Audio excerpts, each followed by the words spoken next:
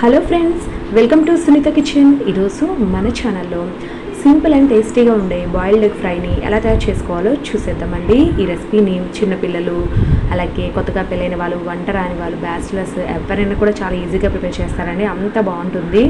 ఇప్పుడు తయారీ విధానాన్ని సింపుల్గా చూసేద్దాము. ముందుగా స్టవ్ వెలిగించి ఒక కడాయి పెట్టుకోవాలి. అందులోకి 2 టేబుల్ స్పూన్ ఆయిల్ వేసి వేడి చేసుకోవాలండి. నేనైతే ఇక్కడ చికెన్ ఫ్రై చేసిన ఆయిల్ ఉంటే దాన్ని యూజ్ చేస్తున్నాను.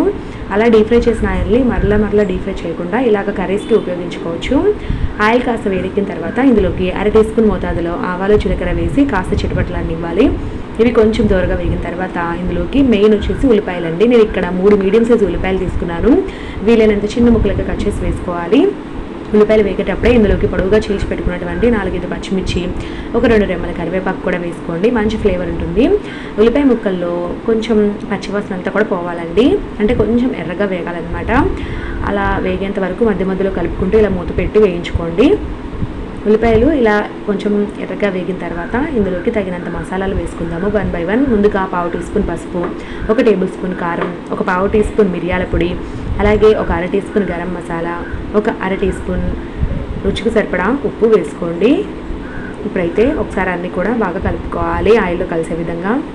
ఇలా మొత్తం ఉల్లిపాయలు కూడా మసాలాలు పట్టిన తర్వాత ఇందులోకి ముందుగానే ఉడికించి ఈ విధంగా కట్ చేసి పెట్టినటువంటి కోడిగుడ్లు వేసుకోవాలండి. ఈ విధంగా పొడవు ముక్కలుగా కట్ చేసుకోండి, బాగుంటుందండి. అలాగే లోపల ఉన్న ఎల్లో పార్ట్ని కూడా 2 ముక్కలుగా కానీ లేదా అలాగే వేసుకున్నా సరిపోతుంది. ఇప్పుడైతే ఇలా బాగా కలుపుకోవాలండి. కోడిగుడ్లకి మసాలా అంతా కూడా బాగా పట్టే విధంగా ఇలా కలుపుకొని ఒక 2-3 నిమిషాల పాటు ఇలాగే మగ్గించుకోవాలన్నమాట, లో టు మీడియం ఫ్లేమ్లో. చివరిగా మీకు ఇష్టమైతే home made garam masala use చేసుకోవచ్చు. చాలా బాగుంటుందండి. నేనైతే కొద్దిగా వేస్తున్నాను, ఇంట్లో ప్రిపేర్ చేసింది, 1/2 టీ స్పూన్. ఇది ఆప్షనల్ అండి. ముందుగా కొద్దిగా గరం మసాలా వేసాం కాబట్టి. సో ఇప్పుడైతే ఒకసారి బాగా కలుపుకొని ఇంకో మూత పెట్టేసి ఇంకొక 2 నిమిషాల పాటు ఇలాగే మగ్గించండి, లో టు మీడియం ఫ్లేమ్లో. చివరిగా స్టవ్ ఆఫ్ చేసేసి సన్నగా తరిగిన కొత్తిమీరని పైన చల్లుకొని వేడిగా సర్వ్ చేసేసుకుంటే చాలా బాగుంటుందండి.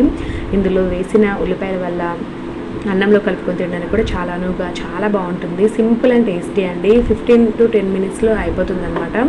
సో ఖచ్చితంగా మీరు ట్రై చేయండి. అలాగే ఏ విధంగా వచ్చిందనేది నాకు కామెంట్స్లో తప్పకుండా తెలియజేయండి. Thank you for watching.